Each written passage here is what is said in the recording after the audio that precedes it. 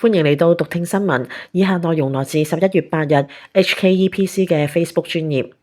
外媒報道，美國加州法院出現7宗同 OpenAI 相關嘅訴訟，案情指有用家向 ChatGPT 詢問有關求助學業、精神慰藉或者簡單交談嘅普通用戶，但係就被捲入咗對心理有害嘅交流，最終導致多人自殺。據 Interesting Engineering 嘅報道，一系列令人震驚嘅指控令到 AI 未來受到質疑。多個家庭指控 ChatGPT 引導脆弱嘅用戶走向自殘，而唔係遠離自殘。協助家屬提出訴訟嘅科技正義法律計劃發言人表示，ChatGPT 唔單止冇幫助呢一班情緒低落嘅用家，反而強化咗有害嘅妄想，喺某啲情況下甚至充當咗自殺指導員嘅角色。就呢一件事 ，OpenAI 回覆指呢一啲案例令人非常痛心，並且正在調查相關事件。該公司補充話 ，ChatGPT 經過訓練，能夠識別用戶嘅痛苦情緒，緩和對話，並且將用戶引導至正向嘅想法。但係好明顯，呢啲機制未有發揮作用。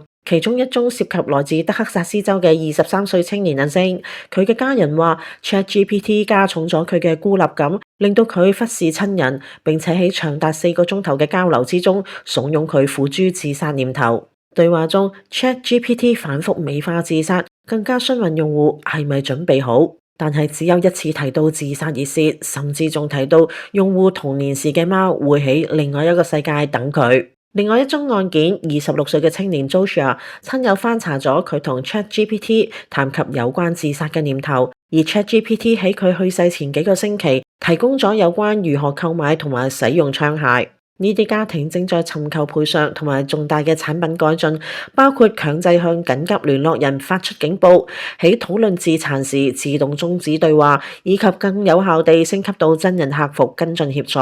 輕生唔係解決問題嘅方法。如果你或者身邊人士存在心理困擾，請立即尋求協助，聯繫當地嘅心理健康或者生命支援資源，例如台灣嘅生命線1995或者香港嘅撒瑪利亞會28960000。